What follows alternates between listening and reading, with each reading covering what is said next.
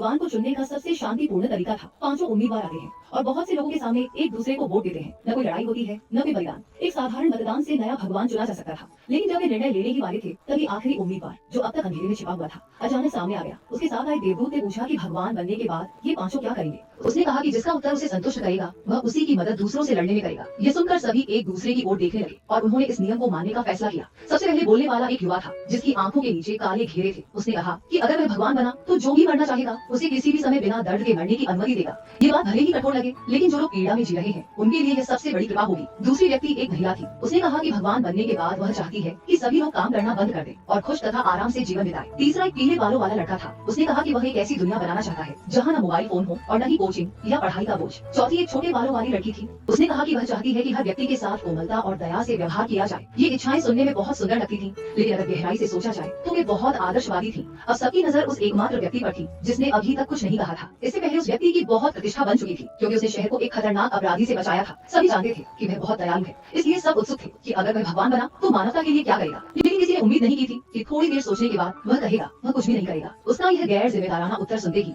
आखिरी उम्मीदवार क्रोधित हो गया। अगले ही पल वह तेज गति से पांचों के सामने आ पहुंचा। अपनी खास हेयर स्टाइल और ज्ञान से भरे चश्मे के साथ वह डॉक्टर था, जिसे दुनिया का सबसे महान मस्तिष्क माना जाता था। जैसे ही वह आया, उसने पांचों उम्मीदवारों का मजाक उड़ाया और कहा कि वे सचमुच भगवान जैसे शून्य के अस्तित्व पर विश्वास करते हैं। उसके अनुसार भगवान सिर्फ मनुष्य की कल्पना से उत्पन्न एक अज्ञात अस्तित्व है, जो मानव आस्था पर जीवित रहता है। हालांकि उसने अपनी आंखों से देवदूतों को देखा था और स्वयं इस अलौकिक शक्ति का अनुभव किया था, फिर भी उसका सवाल था, अगर भगवान वास्तव में सर्वशक्तिमान है तो उसे यह भगवान चयन जैसी प्रक्रिया बनाने की जरूरत ही क्यों पड़ी। डॉक्टर ने कहा कि आजकल भगवान में विश्वास करने वाले लोग कम होते जा रहे हैं और यही कारण है कि स्वयं को असुरक्षित महसूस करने वाले देवता मानव आस्था वापस पाने के लिए नया भगवान चुनना चाहते हैं। डॉक्टर की बातों का लोगों पर तुरंत असर पड़ा और उनका झुकाव उसकी ओर होने लगा। डॉक्टर का प्रशंसक होने के कारण एक लड़का तुरंत उसके साथ जा मिला। अब इस खेल का विजेता कौन होगा?